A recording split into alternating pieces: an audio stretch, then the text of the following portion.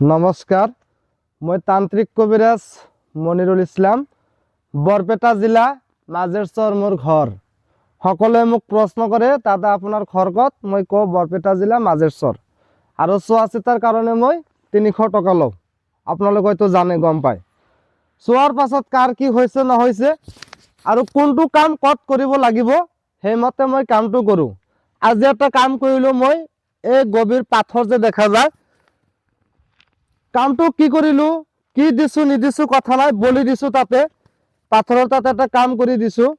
মানে এটা সংসাৰ ল'ৰা ছোৱালী মাইকী গোটেই থাকোঁতেও সিটো সংসাৰত বেলেগ এটা মাইকী সোমাইছিল। সেই মাইকীটোক দূৰ কৰাবলৈ মই কামটো কৰি দিলোঁ, নামটো নকওঁ। তো বহুত মানুহে মোক ফ্ৰড বুলি ভাবিছে, ফ্ৰড কৈছে, বেয়াকে কমেণ্ট কৰিছে, বেয়াকে গালি পাৰিছে।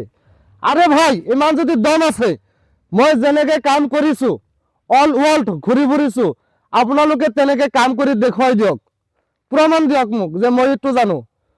মোক দি কোনো কাম কৰোৱা নাই, মোৰ লগত কথা পতা নাই, ডাইৰেক্ট আপুনি কমেণ্টত ফ্ৰড বুলি দিছে, বেয়া বুলি দিছে, সেইটোতো কোনো নীতি নিয়ম নহয়। মই জানো আপুনি মোৰ ভিডিঅ'ত কমেণ্ট কৰিবলৈ এলাও আছে, কিন্তু বেয়া কমেণ্ট কৰিছে, ভালেই লাগিছে।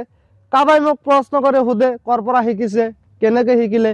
এইটো নহয়, মই কামটো কি কৰিছোঁ সেইটোৱে কথা। মই কিবা বেয়া কৰিছোঁ নেকি সেইটো চাওক, কিন্তু মইতো বহুত হাজাৰ হাজাৰ মানুহৰ কাম কৰিছোঁ, কোনোবা VIP পলিটিক্স নেতাৰ কাম কৰিছোঁ।